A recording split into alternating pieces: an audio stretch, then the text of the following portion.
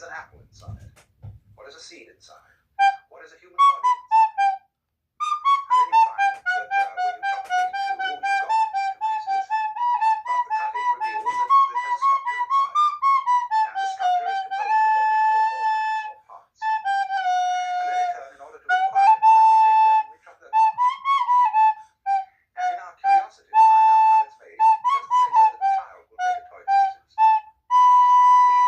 we chop and chop and chop until we've got bits so small that they're the same width as the edge of the knife. And they can't be cut anymore unless we can find a finer knife. And so when we get down to that bit beyond which there is no bidder, it is called in Greek atomos, which means the first letter A means non, tomos, cuttable. And so the word atom means that smallest particle of the world which can't be cut into any smaller particle. That's the original idea of atomism.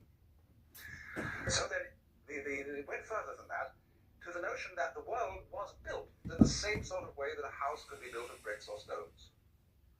The world is seen therefore as a composite of fundamental particles.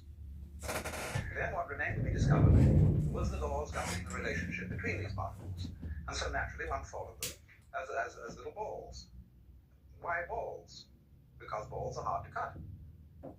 Hard to cut me With a balls. sword, it's liable to jump right off to one side. A cube will symmetrically cut, but a ball is very difficult to get at.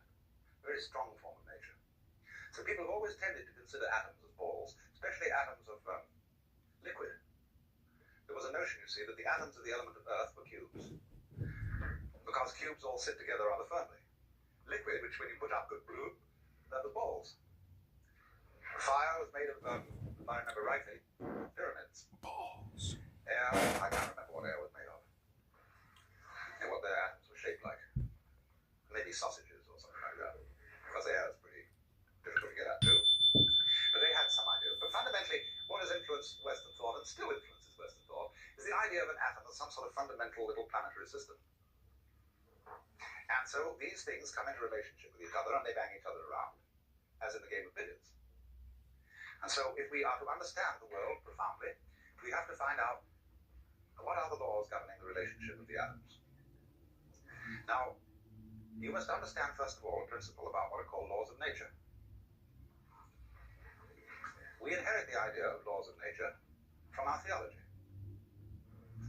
And our theology that we've grown up with is in certain ways peculiarly different from the theologies of Oriental peoples.